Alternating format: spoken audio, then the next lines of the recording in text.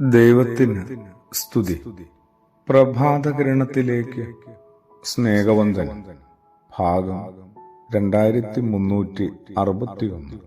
ഇന്ന് ജൂൺ മാസം 18-ാം തീയതി 169-ാമത്തെ ദിവസത്തിലെത്തി. അതെ, അതാണ് ശരിക്കും മാനസാന്തരം. ഓരോരുത്തരും തങ്ങളുടെ ഇടങ്ങളിൽ തന്നെ കുറച്ചുകൂടി സ്നേഹത്തോടെ ഇടപെടുക. കൂടെ ജീവിക്കുന്നവരുടെ ചെറിയ ആവശ്യങ്ങളിൽ ഹൃദയപൂർവമായ കരുതൽ നൽകുക. യേശുവിൽ നന്നായിട്ട് കാണിച്ചു തരുന്നുണ്ട്. യായിറോസിന്റെ മകളെ ഉയർപ്പിക്കുന്ന രംഗമൊന്ന് ഓർത്താൽ മതി. മരണമടഞ്ഞ കുട്ടി ഉയർത്തെഴുന്നേറ്റത് കണ്ട് എല്ലാവരും അത്ഭുതപ്പെട്ട് നിൽക്കുകയാണ്. എന്നാൽ യേശുവിനറിയാം ആ കുഞ്ഞിന് വിശക്കുന്നുണ്ടെന്ന്. അവൾക്ക് കഴിപ്പാൻ എന്തെങ്കിലും കൊടുപ്പിനെന്ന് യേശു നിർദ്ദേശിക്കുന്നുണ്ട്. അവളുടെ മാതാപിതാക്കൾ പോലും അത് ഓർത്തില്ല. ലാസറിനെ ഉയർപ്പിക്കുമ്പോഴും യേശുവിന്റെ ഈ കരുതൽ നമ്മൾ കാണാതെ പോകരുത്.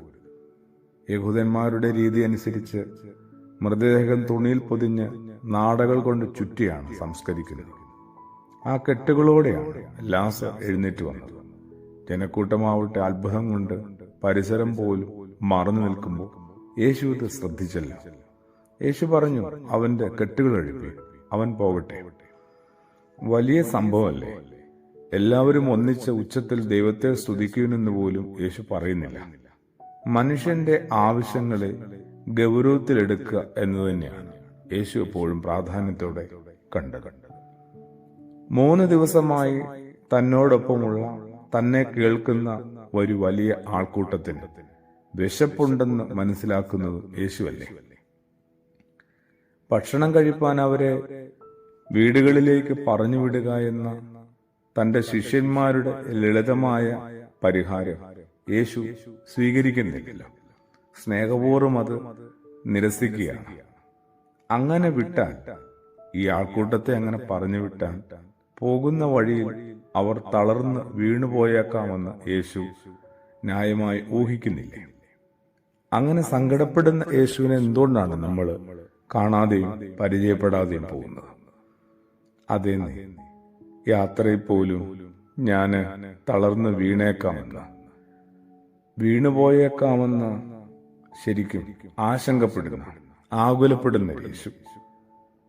അതുകൊണ്ടാണ് അന്ന് ശിഷ്യന്മാരോട് പറഞ്ഞത്, അത് പോരല്ലോ, അങ്ങനെയല്ലല്ലോ കാര്യങ്ങളെ തീർക്കേണ്ടത്. നമ്മൾ ഈ ആൾക്കൂട്ടത്തിന് ഭക്ഷണം ഒരുക്കിയേ മതിയാവും.